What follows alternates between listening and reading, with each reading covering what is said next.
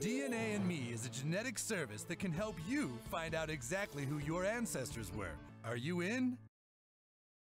DNA and Me is a genetic service that can help you find out exactly who your ancestors were. Are you in? It's time for Nerdgasm!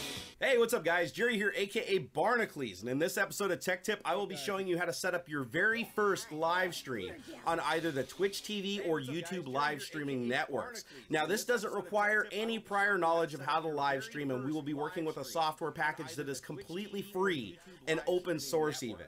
So if you cannot figure out how to set up a live stream at the end of this tutorial, then I am a horrible teacher.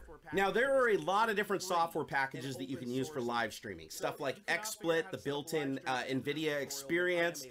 You can also use Steam, even has live streaming capabilities, but they're all severely limited in the personalization of that live stream, and they're more just focused towards just streaming the gameplay and your voice. And there's some other elements that I like to add to that. So my favorite software that I use is called Open Broadcaster Software, and it's actually freely available, open source, and on GitHub. So it's actually a really great software package, and you never have to pay a dime for it. Now, there's two versions of this tool available. There's the OBS Classic version, which is what I will be using in this tutorial, but it's only available on Windows. If you're on OS X on a Mac or on Linux, you're going to need to use the new OBS Studio. But just be warned, I did try OBS Studio before shooting this tutorial, and I ran into some resolution problems with the VM. So it looks like they still got some bugs and kinks that they need to work out. But if you are on OS X or Linux, by all means download Studio and you'll still be able to follow along. Most of everything I'm going to do is still going to apply.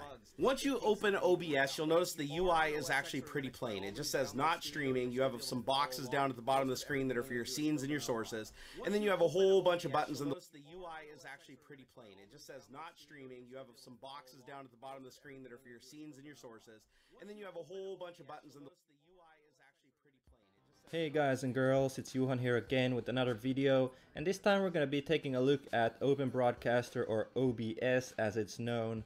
And this is going to be a basic tutorial on how to set up OBS for screen capturing, so recording your gaming footage or recording your screen if you're like doing something like some kind of tutorial, computer related tutorial or whatever, and also the basics of streaming.